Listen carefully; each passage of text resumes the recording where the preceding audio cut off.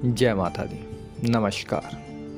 आज हम बात करने जा रहे हैं महाभारत के ऐसे दो पात्रों के विषय में जो कि आपस में अत्यंत घनिष्ठ मित्र हुआ करते थे, परंतु समय के साथ साथ उनकी यह मित्रता शत्रुता में परिवर्तित हो गई। ऐसा क्या हुआ कि इन दोनों की घनिष्ठ मित्रता शत्रुता में परिवर्तित हो गई?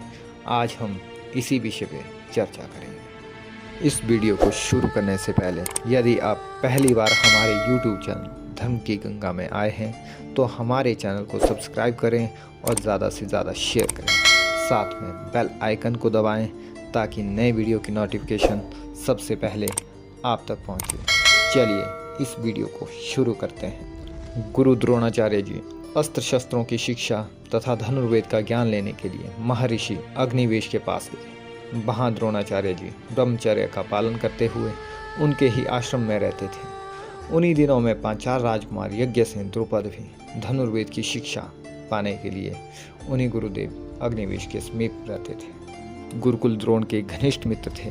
दोनों का अध्ययन साथ साथ चलता था। द्रुपद द्रोण के बहुत गहरे मित्र थे। एक दिन द्रुपद द्रोण से बोले, द्रोण, मैं अपने पिता का अत्यंत प्रिय पुत्र हूँ। जब पांचाल नरेश मुझे राज्य का राजा बना देंगे तब मैं अपना आधा राज्य तुम्हें दे दूंगा। मैं सत्य के सौगंध खाकर कहता हूँ। उनकी उस समय कही हुई इस बात को द्रोणाचार्य जी अपने मन में सदा याद रखते थे। कुछ दिनों के बाद कृपाचार्य की बहन कृपि से द्रोणाचार्य जी का विवाह हो गया।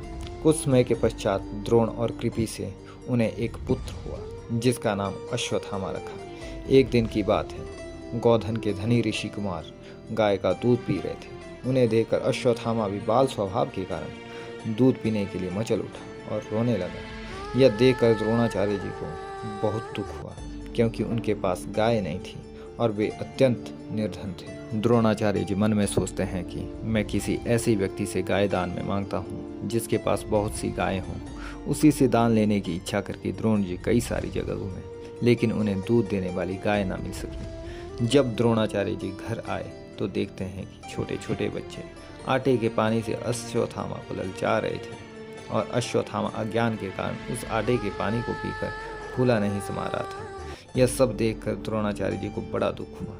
कुछ लोग यहाँ तक कह रहे थे कि द्रोण को धिक्कार है कि वो अपने बच्चे को दूध पीने के लिए एक गाय तक नहीं दे सकता। जब द्रोणाचार्य जी ने ये सब बातें सुनी तो उनकी बुद्धि ने काम करना बंद कर दिया और सोचने लगे, मुझे दरिद्र जानकर पहले से ही ब्राह्मणों ने मेरा साथ छोड़ दिया है। ऐसा सोचकर द्रोण अपनी पत्नी व पुत्र के साथ राजा द्रुपद के पास गए क्योंकि द्रोणाचार्य ने सुना था कि द्रुपद का राज्याभिषेक हो चुका है और उससे गाय मांग ली जाए। ऐसा मन में विचार करके द्रोण जी द्रुपद राजा के पास पहुंचे।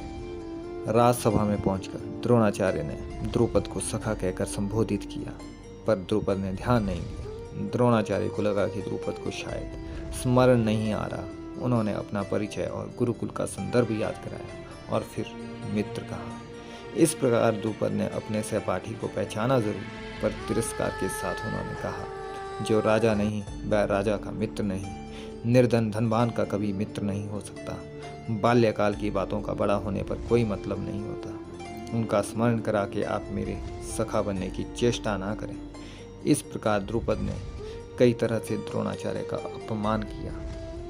द्रोणाचार्य को इस तिरस्कार से बड़ा क्रोध आया।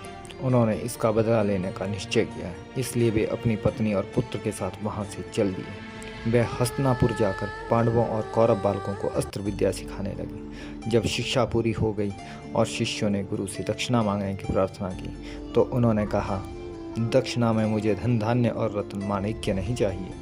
अगर दक्षिणा देना चाहते हो तो राजा द्रुपद को जीतकर उन्हें बांधकर मेरे सामने उपस्थित करो।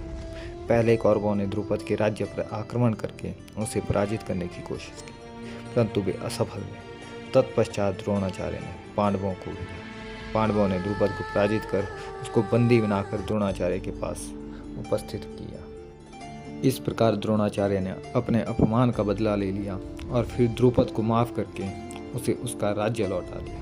इस प्रकार दो घनिष्ठ मित्रों की मित्रता शत्रुता में बदल गई थी। इस वीडियो में आपको जो जानकारी दी गई है वह इंटरनेट से ली गई है। अगर किसी प्रकार की गलती हो तो हम इसके लिए क्षमा प्रार्थी हैं।